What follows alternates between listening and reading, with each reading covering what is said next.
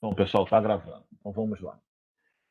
Nessa unidade, que é de infraestrutura de dados espaciais, a gente viu até agora, né, toda a questão, se a gente for voltar um pouquinho, a questão, né, da importância do dado geoespacial, o que que é o dado geoespacial e qual a importância dele, como ele pode contribuir dentro de um processo decisório em diferentes níveis, né, seja num serviço, né, numa administração pública, seja numa empresa, a utilização desses dados, e a gente começou a ver como a gente faz a aquisição desses dados, como a gente processa esses dados, como a gente organiza esses dados. É, e ao longo do tempo todo de produção de dados, né, desde o início do uso dos sistemas computacionais para geração, tratamento, disseminação de dados geoespaciais, todo o processo houve sempre uma evolução, né, de novas tecnologias, de novos métodos que você incorpora. E a gente vai ver que isso ocorre em tudo, né? Se a gente voltar para algumas questões, fazer algumas analogias com outras questões do nosso dia a dia, houve um processo evolutivo de uso e de acesso de outros tipos de mídias, de outros tipos de informação, que tiveram alguns impactos, algumas mudanças e que também ocorreram no dado geoespacial. Então, trouxe um exemplo paralelo para a gente poder acompanhar isso e pensar essa evolução também nas questões de produção e acesso do dado geoespacial e como as infraestruturas começaram a surgir, começaram a organizar para que a gente pudesse ter pleno uso dessas tecnologias que estão à disposição, tá? Eu vou fazer um paralelo aqui em relação a filme, tá? Se a gente pensar, né, a primeira exibição de um filme, né, ocorreu lá em 1895. E daquela primeira exibição até hoje, todo esse processo, né, de gravação, de elaboração de um filme, de acesso, de visualização desse filme, né, de consumo desse filme, mudou, né? Então, se a gente pensar que o mapa também, aí você sempre fazer um paralelo em relação a isso, ele também foi feito em 1800, até muito antes, né, com as tecnologias daquele momento para produzir, para consumir, houve uma mudança. Então, para quando lá em 1800, né, nessa década, nesse século, um pouquinho depois, para você conseguir consumir um filme, você tinha que ir no cinema ver o filme. Era a única forma que você tinha. Depois teve processos de evolução disso, ou seja, você teve outras formas de acessar, né? Você tinha a televisão, surge uma nova tecnologia para que você possa também ter acesso, consumir esses filmes, né? Então você passa a ter filmes exibidos diariamente a partir aí do início da década de 70, e que você podia ver pela televisão, né? Você não precisava mais deslocar para um cinema num horário específico lá para ver. Você tinha um horário específico, mas você podia consumir em casa esse filme, né? O próprio passo disso foi os vídeos cassetes, né? As fitas em que você alugava isso. Então muda um pouco o consumo do filme. Você passa agora não só poder consumir na sua casa, mas em qualquer hora, né? Você tem acesso àquele filme, você aluga aquele filme, você traz esse filme para sua casa, você já tem o filme na sua mão, que antes você consumia apenas via televisão, via o sinal da televisão. Você passa a consumir na hora que você quiser, né? Vou ver de manhã, vou ver agora, parar, vou ver um pouquinho depois, o que você não conseguia ver da outra forma. E claro, isso vai evoluindo, desde o DVD, desde o Blu-ray, passa a não ter mais uma questão sequencial que a fita tinha. Você tinha que andar pela fita até chegar num ponto, ou voltar. Você consegue ir direto onde você quer naquele pedaço do filme. Você pode interagir com esse filme, mudar idioma, ver outras coisas além do que tinha. Então, quando você alugava um filme em fita, ele vinha o filme naquela dublagem ou naquela legenda, né? Só o filme. O máximo no início uns trailers. Agora não, você passa com o surgimento, né, de outras mídias, você tem outros acessos. Isso também acontece com os documentos cartográficos, com os mapas. Você passa a ter mídias diferentes, né, que mudam o processo de acesso a essa informação, né? Depois chegam os canais de assinatura. Então você não precisa ir mais num determinado local para alugar, mas ele volta a ter a questão da hora definida, né? Mas você acessa via TV, você já não precisa mais ter aquele aparelho, né? Você não precisa mais alugar, então você tem mudanças, até que você chega no que a gente tem hoje, os serviços de streaming, né? Em que você consome através de um serviço direto, aquele conjunto de filmes que estão disponíveis ali, em qualquer hora, não só na televisão, mas no computador, no teu smartphone, no teu tablet. Então você passa a ter mobilidade também nisso, né? Você não, antes você ficava limitado àquela mídia física, depois você ficou limitado à questão daquele cabo que chega na tua televisão, e agora o que você precisa? De uma conexão à internet. Então, dentro dessa evolução toda, e é o que a gente tem hoje também para o dado geoespacial, eu preciso acessar esse dado. O produtor precisa disponibilizar para usuários acessar esse dado através de mídias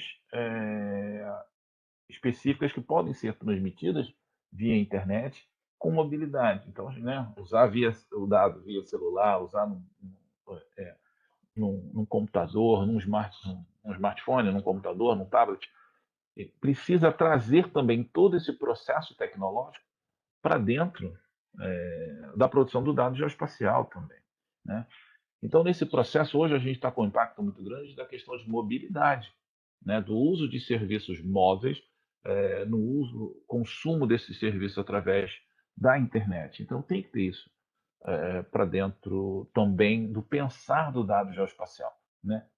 A gente viu, e até questionamento, o dado, eu preciso do dado para poder abrir, né? Então, você colocou o dado ali.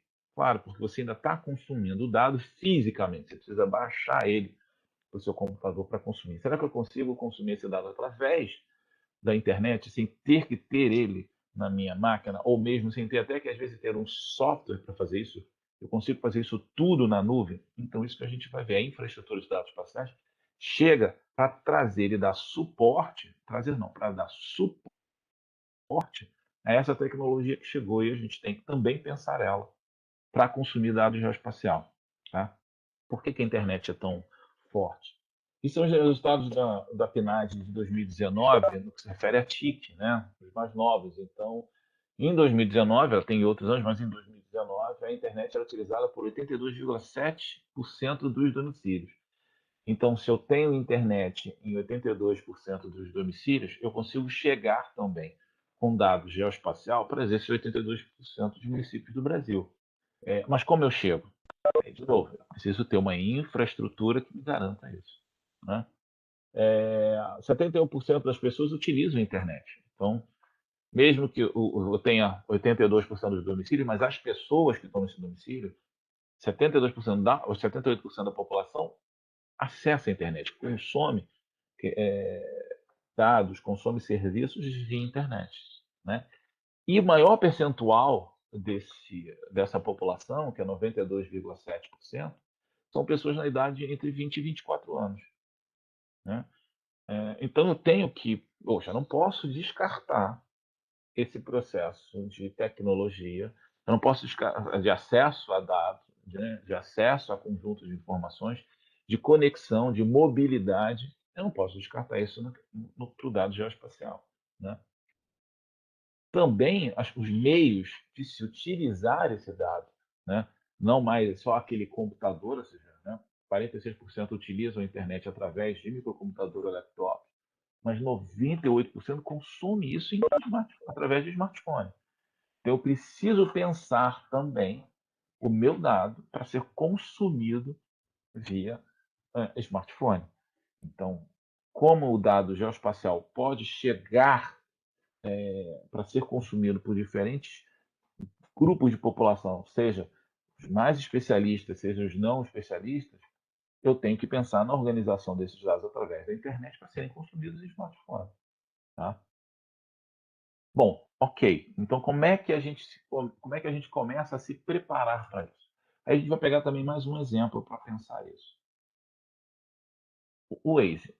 desculpa, o WhatsApp, né? Ele permite que a gente se comunique com qualquer pessoa, ah, em qualquer lugar do mundo, né? Utilizando a internet e uma aplicação em smartphone, a grande maioria. Posso usar em computador? Posso, mas ele é para smartphone. Então tem uma pessoa que está no Chile, ele manda uma mensagem para uma pessoa que está no Japão, tá? Eu consigo escrever minha mensagem, essa mensagem consegue chegar naquele aplicativo, naquele smartphone daquela pessoa que está no Japão, velocidade com tudo. Isso é toda uma questão de uma interoperabilidade técnica.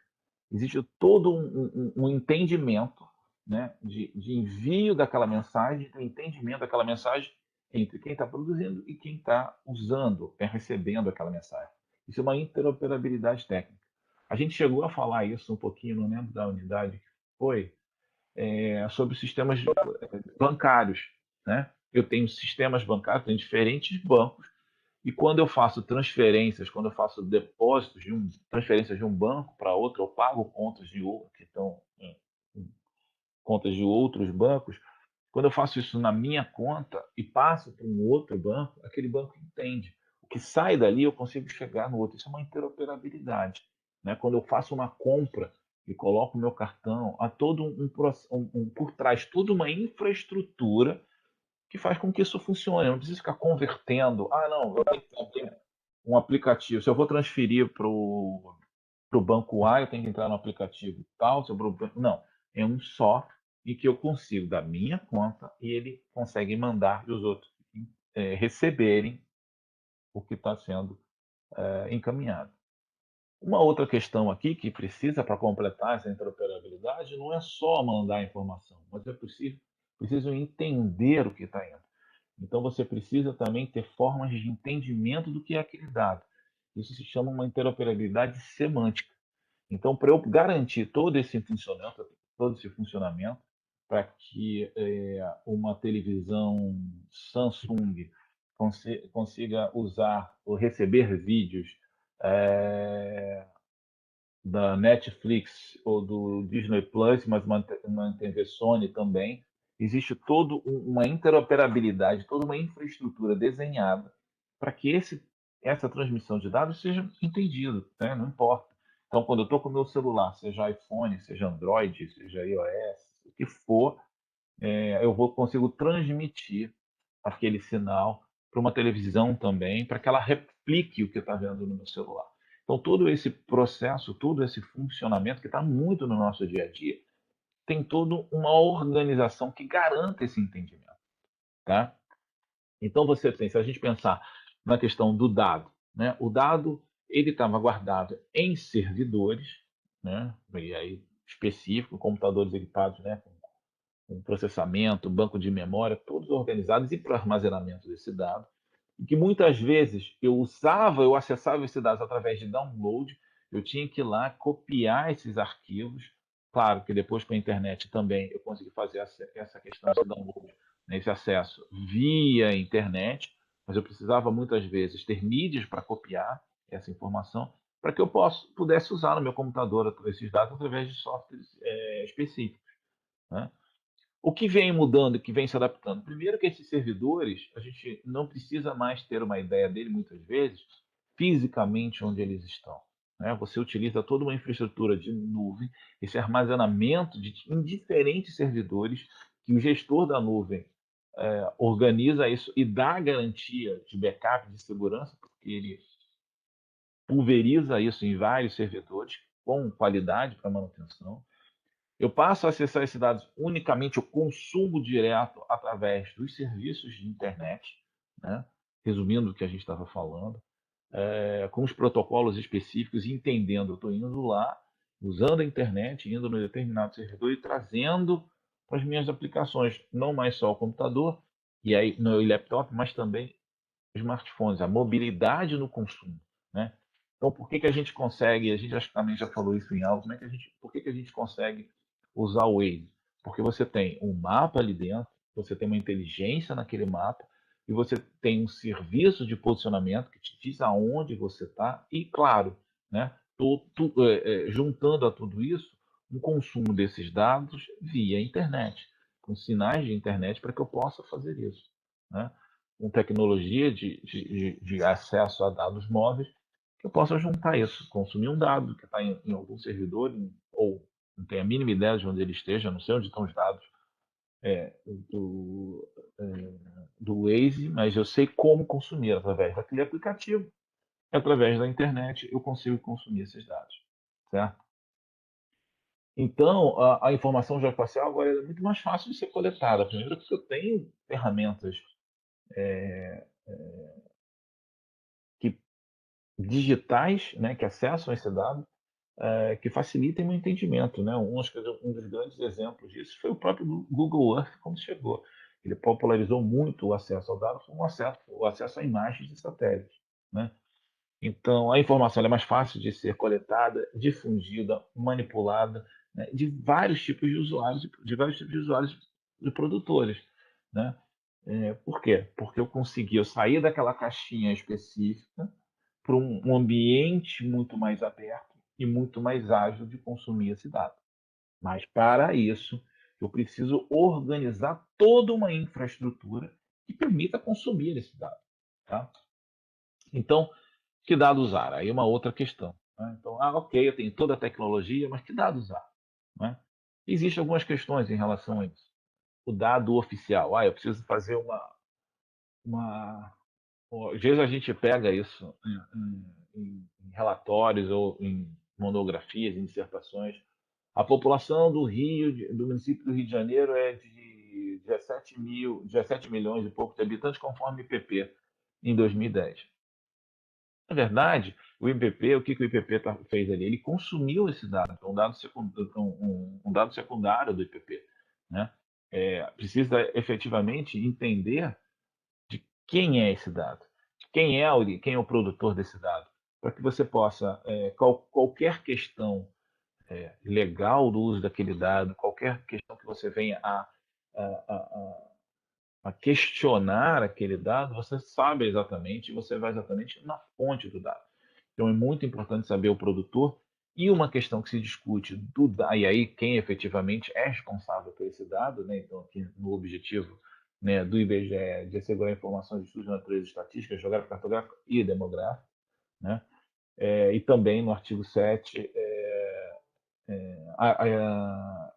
para esses objetivos, ele precisa ter áreas de competência, uma delas é as estatísticas primárias, as contínuas e as censitárias, que exatamente calculam, né, contam a população através dos seus domicílios, né? Então, o dado oficial é aquele dado que tem suporte legal da sua produção, né? Então, se eu preciso um dado sobre unidade de conservação, esse dado ele é produzido por quem gerencia as unidades de conservação, né? Que é o CMBio. Se eu preciso um dado em relação a municípios, né? O IBGE faz esse link com os estados, mas efetivamente a legislação dos municípios é feita pelos estados, né? Isso implica que todo dado que eu só posso consumir dados, né, através dessa infraestrutura, através de toda essa tecnologia, daqueles dados oficiais, não é isso. Só para entender o que é um dado oficial. Quando você efetivamente vai precisar de um dado para uma questão legal, para um suporte jurídico, muitas vezes isso tem que vir de um dado produzido por um ente que tenha um suporte legal para a produção daquele dado. Mas o que a gente tem que ver mesmo é o dado bom, é aquele dado que atende aos requisitos específicos para a geração da informação que vai subsidiar o processo decisório que você está trabalhando, né? Que pode ser produzido, e aí, né, como dado primário, ou seja, você vai lá e coleta aquele dado, ou você consome esse dado de uma outra como dado secundário,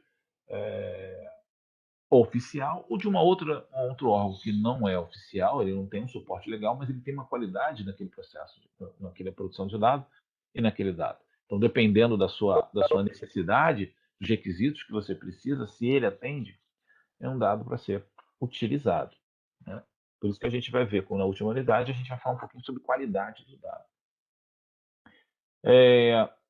Então, eu preciso, em relação ao dado, saber onde é que esse dado está disponível. Eu preciso de um dado. Então, se vocês vão trabalhar algum projeto, ou precisam fazer algum relatório, ou um projeto de monografia, numa tese, numa dissertação, que você vai precisar de um conjunto de dados. Onde é que esse dado está disponível? Onde eu encontro esse dado? Né? Quem é o responsável pela produção desse dado? Quem é o gestor desse dado? Que produz, que mantém ou que coordena a produção? Né? Quando aquele dado foi produzido? Poxa, eu quero todas as unidades de conservação do estado do Rio de Janeiro. Ok, eu tenho uma listagem aqui, mas ela é de 2010, certo? Teve nenhuma outra nova? Não preciso saber quando ela foi produzida. Né? Por que, que ela foi produzida? Para que ela foi produzida? Porque ela pode ter requisitos específicos para aquele processo de produção. Né? E como eu posso acessar esses dados? Esses dados são livres, são gratuitos? Então, isso passa também, para responder essas questões, passa também para você ter uma infraestrutura de dados que não só garanta a parte tecnológica para o acesso a esse dado, mas que dê transparência também para acessar esse dado. Tá? E uma infraestrutura de dados, ela trabalha de que forma? É um serviço, é uma infraestrutura baseada em um conjunto de serviços web.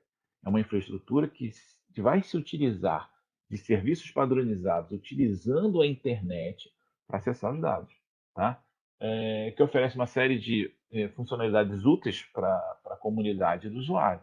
Então, são serviços que vão consumir dados utilizando a web, utilizando a internet, né, a partir de funcionalidades mínimas que atendam aquele grupo de usuários. Tá?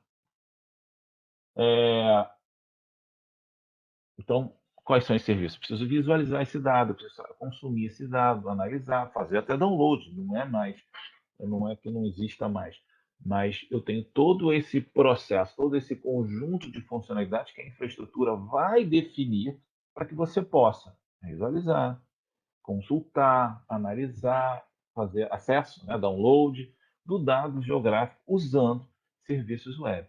Da mesma forma que você é, consome um filme na web, que ele tem serviços definidos de consumo, né, do estado. Então, quando você abre, você escolhe, você agenda, né, bota em favoritos, você pausa, você pula, você recomenda.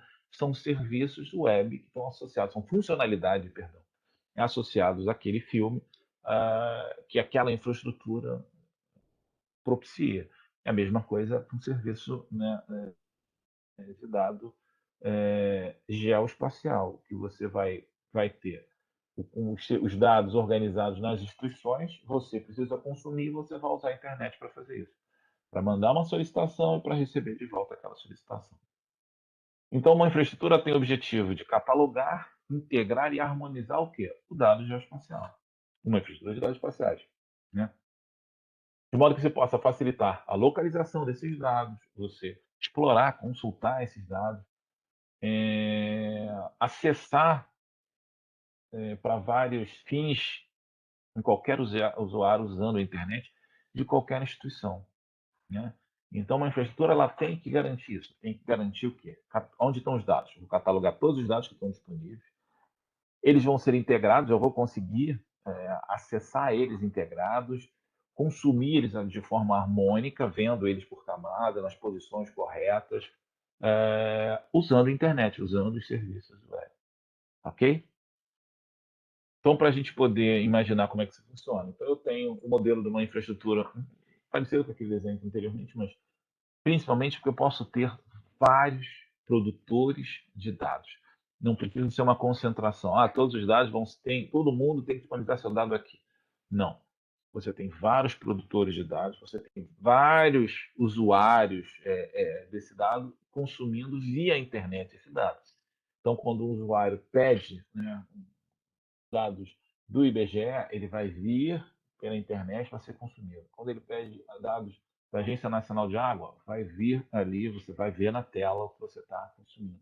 Se ele pede dados do IBGE e da Prefeitura de Belo Horizonte, eles vão vir juntos. Por quê? Porque existe toda uma infraestrutura por trás, tecnológica, de serviços, que padroniza esse processo de acesso ao dado. Tá? Então, não se trata de concentrar dados num único repositório, mas de compartilhar mediante padrões. Né? Todos os dados são feitos de uma forma padronizada, você consegue consumir isso. Baseado em que você consome isso? Baseado em serviços web, serviços de mapa web.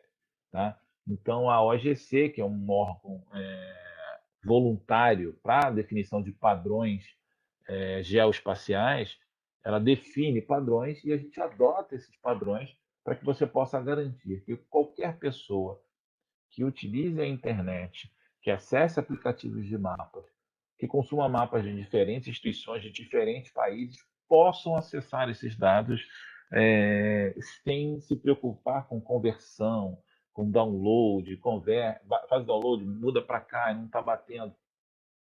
Por quê?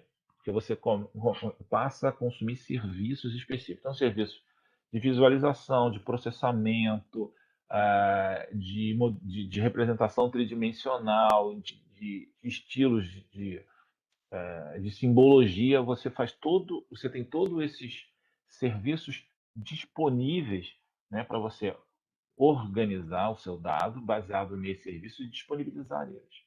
Tá? Como é que isso funciona de uma forma assim? Então, quando você pega, né, você tem lá uma aplicação, um Google Earth, né, um Google Maps, em que você está vendo todo aquele mapa ali, você clica numa caixinha, eu quero ver informações do terreno. Você clica ali. É a mesma coisa no que essa infraestrutura faz. Quando você marca uma opção, eu quero ver cobertura e uso do solo, ele manda um comando padronizado, então isso tudo fica muito fácil para o usuário quando ele clica, em que ele vai acessar os serviços do IBGE, pedindo um Web Map Service, que é um daqueles serviços de visualização de mapas. Tá? Ele vai pegar aí a gente não vai entrar em detalhes nisso, né? Os comandos que são construídos ali dentro, né? E qual é a camada que ele quer? Ele clicou lá, use cobertura da Terra em 2014, né? Que vai vir num boarding box, né? Um enquadramento definido pela tela que está ali. Então, ele leva as coordenadas por um tamanho de visualização. Também o sistema de referência, lembra que a gente viu que tem lá no QGIS, né? O sistema de referência geodésico que é padronizado pelo grupo de empresas de petróleo. Então, você tem lá e está pedindo o 4326, que tem nas suas especificações. Então, ele dá esse comando, os servidores processam esse comando e devolvem para ele uma imagem. Tá aqui. Então, se eu não tiver nenhuma plataforma por trás disso, se não tiver nenhuma aplicação, se eu souber esse comando, claro que é muito mais difícil. Você faz todo um frente, né, uma plataforma que você consiga facilitar a vida do usuário. Mas ele vai lá, os servidores vão entender isso e ele vai devolver. Mas não é só o servidor do IBGE que entende, né? De outros. Então aqui, eu não acabei não mudando aqui a sigla, eu estou indo lá na Secretaria Nacional de Recursos Hídricos, né? E eu estou indo pedindo um mapa dessa Secretaria de Recursos que está cadastrado como 48, e aí, né, a facilidade do entendimento do sistema para a tela de acesso, então ele tem que transformar esse 48 numa coisa entendível quando o cara solucionou, né?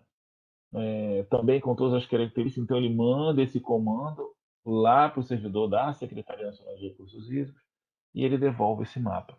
Isso é padronizado. Todos esses comandos são padronizados, esses serviços são padronizados.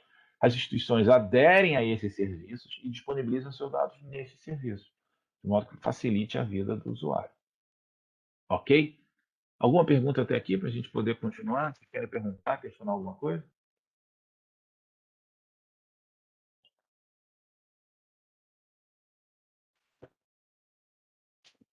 Tudo bem? Ok. Então, o que eu preciso? Da mesma forma que a gente viu lá o SIG, a implantação do SIG, que a gente precisa, né, de ter os dados, que a gente precisa de ter os métodos de processamento daqueles dados, de ter uma equipe envolvida, de ter hardware, de ter software para poder você implantar aquele sistema para o processo, né, de geração de informações, para você poder gerar informações para os processos decisórios. Uma infraestrutura também pensa dessa mesma forma, com algumas questões um pouco diferentes, mas com o mesmo objetivo, né?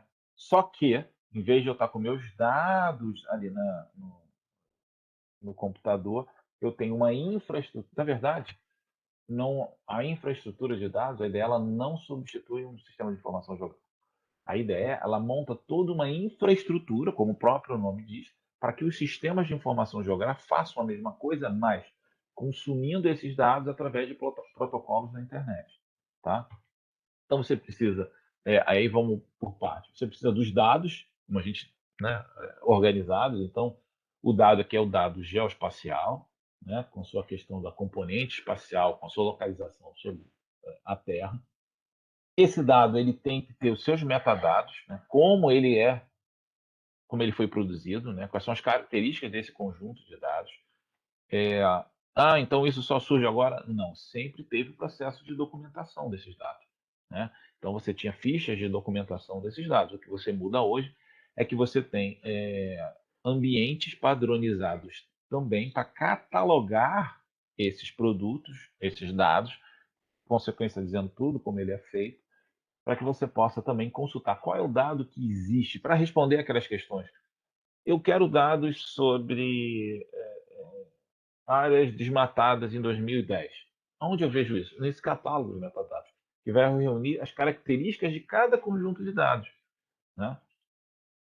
O dado ele existe porque aí até as correlações, né? O dado existe porque você tem atores que fazem esse processo de produção e de consumo desses dados, né? Não só ator, não só para produção, mas para consumir. Se eu tenho um dado em que ninguém usa, ele serve para quê? Então, até no processo de produção, ele tem que atender também a um grupo de usuários. Esses usuários, eles precisam também estar capacitados. Por quê? Porque você tem uma tecnologia nova, ele precisa entender como produzir aquele dado naquela tecnologia, desenvolver todos, né, implantar todos aqueles serviços, desenvolver. E o usuário precisa também ter capacitação para entender e consumir aquele dado, certo?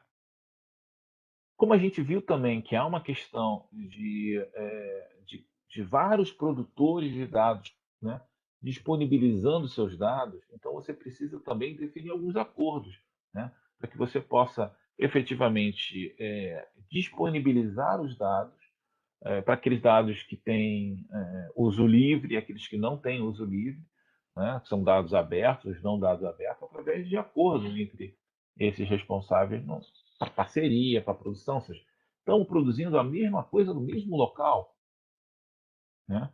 Então, até o conhecimento disso é importante. E, claro, eu preciso da tecnologia, as ferramentas de hardware e software para implantar essa infraestrutura, como também esses padrões que vão ser utilizados. Então, as páginas de internet elas são escritas em quê? Em HTML. É uma linguagem padrão, né? Você tem os serviços protocolos de transmissão dos dados geoespaciais através do GML, que é o Geographic Makeup Language, se eu não me engano,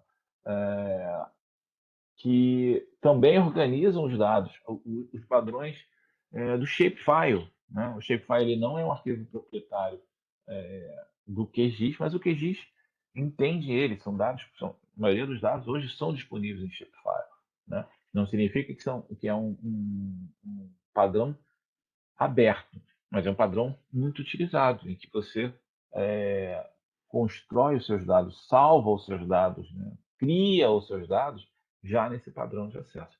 Então, para a gente pensar uma infraestrutura, a gente tem que pensar nessas questões todas e garantir esse acesso. Falando um pouquinho sobre metadado, que acho que a gente ainda não falou, você tem aí uma folha topográfica impressa. O que você tinha nessa folha topográfica impressa no rodapé, né? Aquela parte ali de baixo? Ele tinha um conjunto de dados aquela folha topográfica, que vinha, né? Escala, o sistema de projeção, o sistema geodésico que você utilizava. Então, se você for ver aqui, né? Acabou aqui não saindo do meu corte, está aqui em cima, aqui, né? 1 para 25 mil, né? As curvas de nível, né? São as representações do relevo de 10 em 10 metros, está usando projeção M, né? O dado vertical em bitubo, o dado horizontal side menor, como é que toda a parte, né, o meridiano central, então você tinha as informações ali dentro, né? Como a divisão política administrativa daquela região, quando ele foi feito, o voo foi em 82, o campo foi em 83, o desenho do mapa foi em 84, você tem um conjunto de informações de onde ele se encontra, quais são as folhas do lado, que vinha na folha topográfica, aquele processo analógico. Quando eu vou e digitalizo essa folha topográfica, o que eu digitalizo? Vou voltar aqui. O miolo dela, né? O que efetivamente é o espaço geográfico que ela representa. Isso aqui vai para onde? Eu preciso também construir um ambiente digital que receba isso. Numa infraestrutura, utilizando a internet e esses protocolos definidos, existe o que a gente chama de catálogo de metadados, né? E também um serviço, tem um serviço quando a gente olhou lá anteriormente, né? WMC, WFS, WMS, que é o Web Map Service, que são os serviços de visualização de mapa, ou WFS, que são serviços de feições para eu poder manusear feição, editar ela, mexer, com os serviços de catálogo também, que são padronizados. Então você tem um catálogo em que você pode, e aqui eu vou fazer, fiz a pesquisa naquela mesma folha, que é a folha Angra dos Reis. Então eu faço lá uma consulta, ele mostra efetivamente onde se encontra a área que eu estou pesquisando, é essa folha topográfica, e ele vem descrevendo o que é a folha topográfica. Né? Não botei tudo aqui na página, quem produziu, quem é o responsável, quando ela foi feita, o link para fazer o download dela, o link para baixar os metadados completos. Então você tem, você passa a ter um, aquele produto que era todo ali, né, de papel analógico, ele passa a ter aquele miolo dele, a área geográfica que ele está mapeando para o ambiente digital e conecta esse ambiente digital ao serviço de metadados deles, né? De dizer o que é aquele mapa, que qualidade tem aquele dado ali, tá? Então, esse aqui, como ele é um dado vetorial e ele não tem, ele ainda é como aquele formato mais antigo, ele não está nos padrões já de uma infraestrutura, você tem acesso apenas para o download. Se você tivesse ele catalogado já e organizado nos padrões de web maps, né, você teria o link para isso, da mesma forma que a gente viu aquele de cobertura e uso. Tá bom? Bom, dito isso tudo, essa questão toda em que você precisa ter uma infraestrutura, que você precisa que essa infraestrutura seja aderente, né, com as tecnologias de hoje, tanto de hardware, como de software, como de serviços web. Como é que faz para organizar isso para um país? Como é que faz para organizar para que todo mundo adere, né, a esses protocolos, implante esses protocolos?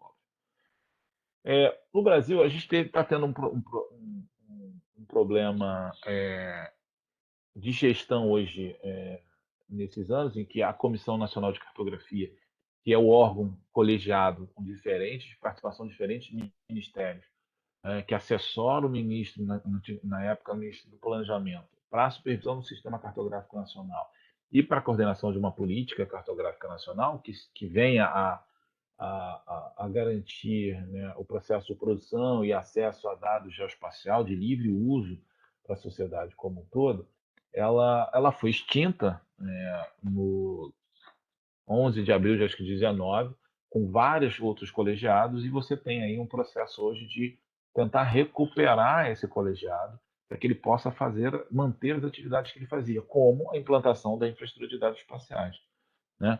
Então, essa Comissão Nacional de Cartografia, que era ligada na época ao Ministério do Planejamento, ela tinha subcomissões técnicas, e uma das suas subcomissões técnicas era de implantação da Infraestrutura Nacional de Dados Espaciais.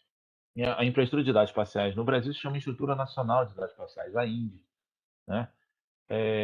Ela foi implantada começou a ser discutida há um longo tempo, mas ela teve um decreto em 2008 e todo o seu plano de implementação a partir de 2010, onde a INDE ela tem o objetivo, né? O que ela é? Ela é um conjunto integrado. Aí você tem aquilo tudo que a gente viu, de tecnologias, de políticas, de mecanismos, de procedimentos de coordenação, monitoramento, padrões, acordos, necessidade, e tudo isso para facilitar o quê? Facilitar e ordenar o quê? A geração, o armazenamento, o acesso, o compartilhamento, a disseminação e uso do quê? Do dado geoespacial, seja de origem federal, estadual, distrital, municipal. Então, é todo um conjunto integrado desses elementos, seja tecnologia, acordos, para que a gente possa orientar tanto a geração como o armazenamento e o acesso em dados geoespacial, produzido por qualquer ente público do país. E, por consequência, também os entes privados, que já se utilizam desses protocolos para poder também integrar com esses diferentes instituições públicas. E quais são os objetivos que a infraestrutura de dados espaciais tem, né, no seu processo de criação? Primeiro promover o ordenamento na geração e armazenamento, acesso e compartilhamento, disseminação e uso de dados geoespacial do setor público. Por quê? Para tentar minimizar ou tentar responder aqueles questionamentos. Quem produz? Aonde estão esses dados? Então, vamos ordenar isso. Então, a gente precisa saber quem produz o dado, como ele, de quanto em quanto tempo aquele dado é produzido, aonde está armazenando, quem é responsável por quê. Então, a infraestrutura entra também nesse processo. Tá? Para isso, ela vai ter também que promover o uso do dado, ele tem que ser partindo de padrões e normas que são homologados por essa comissão. Então, essa comissão homologa, né, os padrões que vão ser utilizados. Ah, surgiu um padrão novo aqui. Não, calma, vamos olhar se esse padrão pode ser implantado, quanto essa implantação impacta, né, a mudança de todas as instituições para esse novo padrão. Então, você homologa padrões que chegam, né, e organiza isso para que todo mundo possa aderir. Né? E também, como um dos grandes objetivos, é evitar a duplicidade. Por quê? Porque se você não sabe quem produz, você não sabe aonde está, se você precisa de um dado que você não sabe onde está e você produz esse dado, você está produzindo dado que outra instituição pode ter produzido, certo? E isso faz com que se tenha dinheiro público ou outros recursos que são implantados, são utilizados para a geração de um dado que já existe. Né? Ou se mais de uma instituição precisa daqueles dados, um processo conjunto para a produção desse dado. Então, esses são os principais objetivos que a infraestrutura de dados espaciais no país, né, a Infraestrutura Nacional de Dados Espaciais no Brasil, tenta resolver ou tenta minimizar o ordenamento desse processo de produção, a definição dos padrões a serem utilizados no país e, com isso, evitar duplicidade e desperdício de dinheiro público da administração pública para a produção desse dado. Como eu falei, a Infraestrutura Nacional de Dados Espaciais ela surge em 2008, com um decreto. Então, existe um decreto, né, que institui a Política Nacional de Dados Espaciais, o decreto 6.666 de novembro de 2008, que institui a infraestrutura de dados espaciais e define os papéis institucionais dessa infraestrutura, que hoje também estão bastante prejudicados pela ausência da CONCAR e de um processo de junção de ministérios em que até hoje a gente não conseguiu revitalizar essa CONCAR e revitalizar essa discussão, ou seja, está só o IBGE que continuou e que mantém dentro das suas atribuições o que lhe coube dentro da IDE. Né? Então, o Ministério ele é o órgão que era responsável para celebrar esses acordos de compartilhamento. Então, se olha, a Secretaria de XPTO de um determinado ministério tem um conjunto de dados, mas ela não aderiu ainda. Então, é parte desse processo de responsabilidade do Ministério, ou pelo menos era do Ministério do Planejamento, contactar, ver o que está faltando e até mesmo, porque muitas vezes o Ministério ou um órgão público, ou alguma secretaria do Estado, algum município tem um dado e não consegue, porque muitas vezes ele não tem capacitação. Né?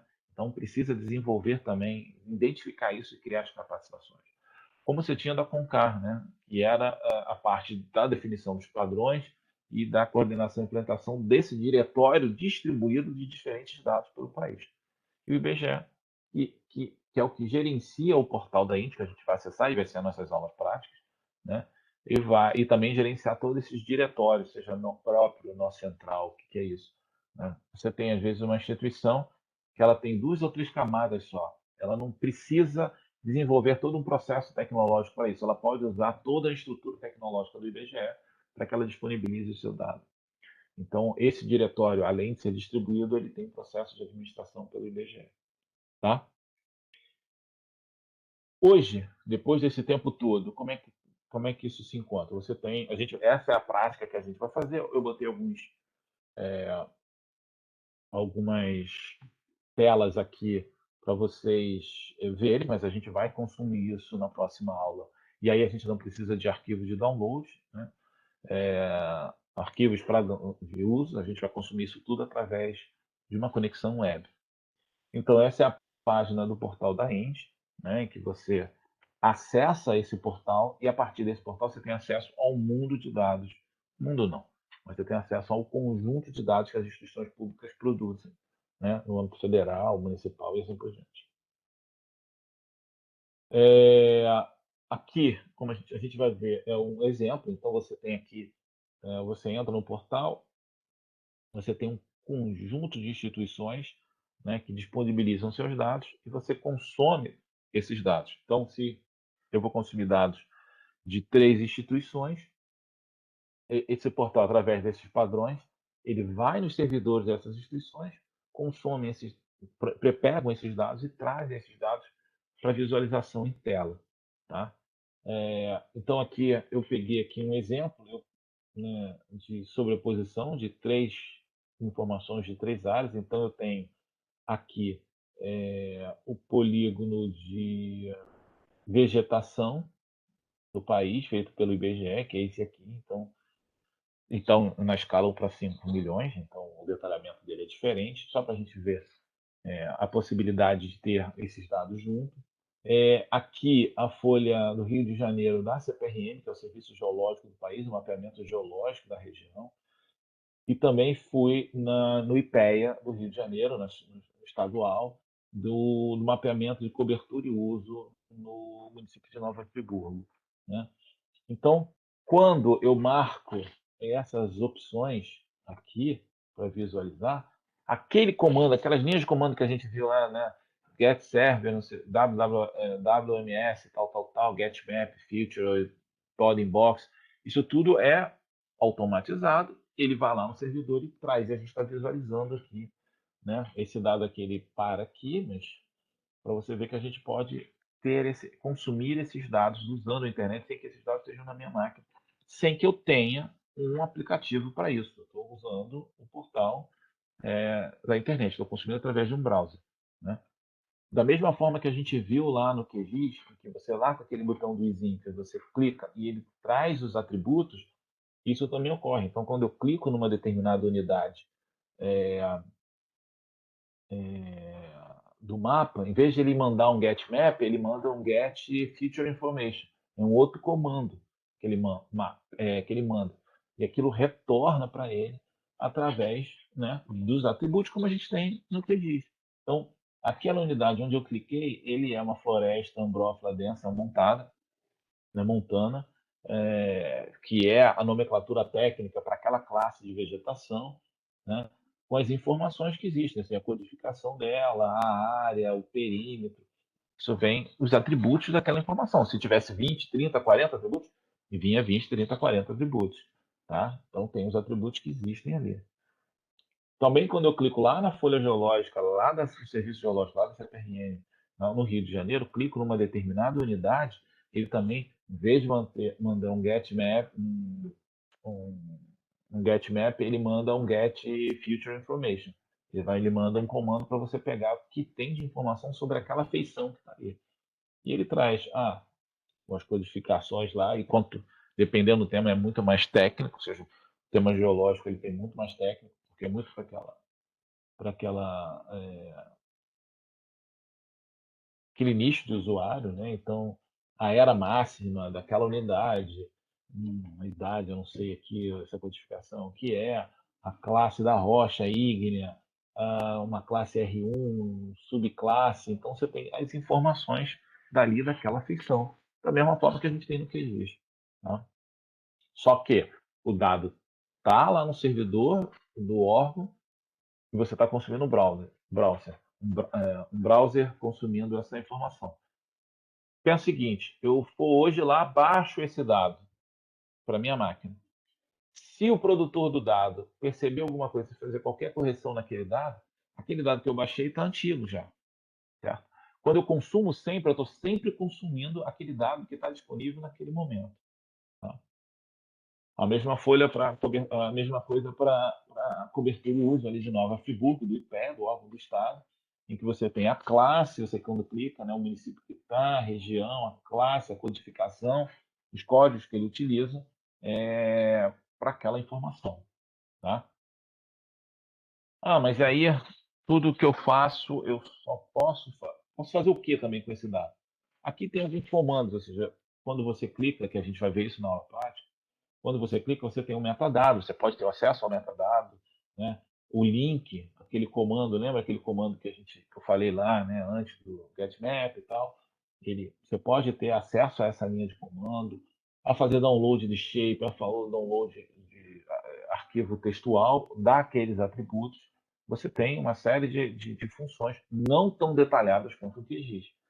Mas nesse específico, quando eu pego aquele linha de comando e copio e jogo ele no browser, tá aqui, ó, né? Eu estou indo lá no geosserviço da CPRM, fazendo um WMS, pegando um getMap dessa camada, aí tem mais todo o comando, ele devolve, certo? Ele visualiza. Se eu tivesse uma aplicação web montando isso, eu vou consumir aquele dado. Então, uma questão importante é que a infraestrutura de dados espaciais, ela não organiza sistemas. Você pode desenvolver o sistema que você quiser. Então, se eu vou fazer um sistema de informação geográfica, eu vou posso fazer ele numa rede interna da empresa, não importa, da universidade. Eu posso fazer ele através de aplicações web, mas todos consumindo o mesmo dado. A grande questão é que o dado esteja acesso único. Eu posso ter vários sistemas, mas que eu consuma o dado único, né? Então, eu tenho o IBGE faz um sistema, a CPRM faz outro sistema, o Ministério do Meio Ambiente faz outro sistema, a empresa A faz um sistema, não importa. Mas todos consomem o mesmo dado, porque aquele sistema vai apontar para o dado do IBGE ou vai apontar no dado para a Secretaria de Recursos Hídricos e o outro vai apontar para esses mesmos dados. A padronização do dado que é importante, tá? Aí eu posso desenvolver toda uma aplicação web que vai consumir, vai entender e vai consumir esse dado e ele vai devolver para essa minha aplicação web, tá? E aí, eu jogo o QGIS fora, já que eu posso fazer isso tudo? Não, eu posso consumir isso também pelo QGIS, que a gente vai ver também na próxima aula. Aqui é o QGIS, tá?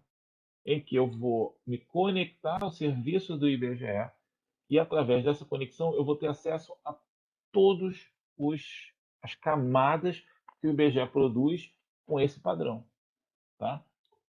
E aí eu escolhi uma aqui específica, que é de aqui, ó, aquela mesma vegetação lá do que a gente viu. Então ele traz como uma camada. Ah, é um arquivo shape? Não. Eu estou consumindo um banco de dados num determinado local? Não. O que eu estou consumindo? Eu estou consumindo um GeoServer. Desculpa, um GeoServer não, um serviço web de mapas lá no servidor do IBGE. Mas eu preciso de uma internet, eu preciso de conexão para isso. Tá?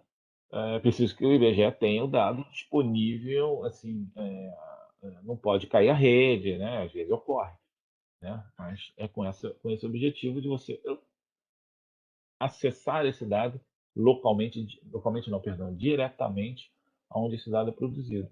Que também posso fazer, que a gente vai ver também alguns tipos de manipulação. Então, se eu clico lá com ele em cima de uma unidade, ele vai trazer a atribuição, os atributos daquela unidade, certo? Então, esse é o procedimento, o que a infraestrutura de dados geoespacial monta é garantir como o nome diz, toda uma infraestrutura que, ao desenvolver o seu sistema para processar o seu dado geoespacial, você possa consumir esse dado de diferentes instituições partindo de uma conexão de padrões utilizando a internet como meio para acessar esse dado. Tá? Essa é a ideia de uma infraestrutura de dados geoespaciais. Tá? O curso não é um curso que a gente quer mostrar uma ideia, mas que a gente tenha entendimento que isso existe. O curso de geoprocessamento ele está voltado, muito por isso que a gente fez a maioria das práticas, em consumir os dados shape, que são os dados mais fáceis para vocês consumirem, para que seja uma primeira iniciação nesse processo de consumir, até que vocês possam ir evoluindo, mexendo, entendendo mais, inclusive consumindo dados web, que a gente vai fazer isso na prática, né?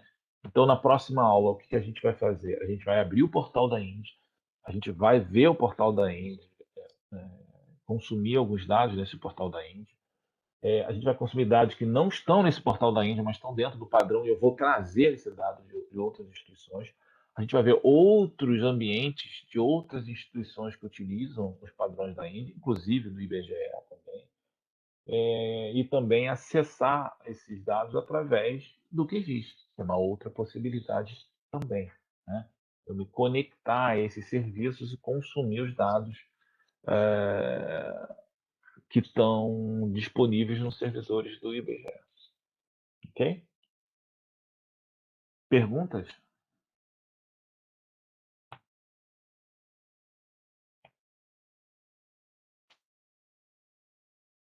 Dúvidas? Sem Alguma questão? perguntas, professor, por enquanto. Tem perguntas?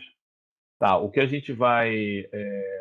Então, a atividade vai ser baseada nessa aula e na aula prática. Por isso que a gente vai fazer só depois dessa aula prática. Tá? Vou parar de compartilhar e vou botar lá a lista de presentes. Mais nada? Mais nenhum questionamento?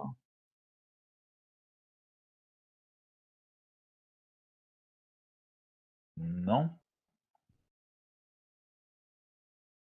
Vou botar lá o. Abrir aqui o formulário da presença.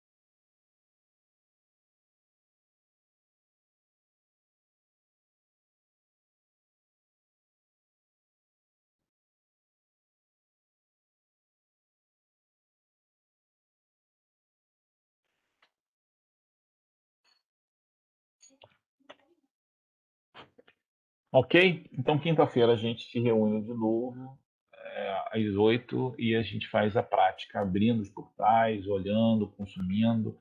Né? Na primeira parte não vai precisar de software, a gente vai só consumir via browser. Então, isso aí na segunda parte que a gente vai abrir o QGIS. Né? Mas, como a aula vai estar gravada, vocês podem tentar fazer isso depois também, refazer usando, ou aí acompanhando melhor pela aula prática. Às vezes a gente está fazendo, vocês tentam fazer. Tá? Mas qualquer coisa, perguntem e tirem dúvidas. Ok? Então tá, pessoal. Ok. Qualquer coisa, eu vou lançando as pautas e as notas e as presenças agora essa semana. E qualquer coisa, a gente entra em contato. Tá bom? Boa Tá certo semana então, também. professor. Até quinta-feira. Abraço. Até quinta-feira. Bom dia para todos.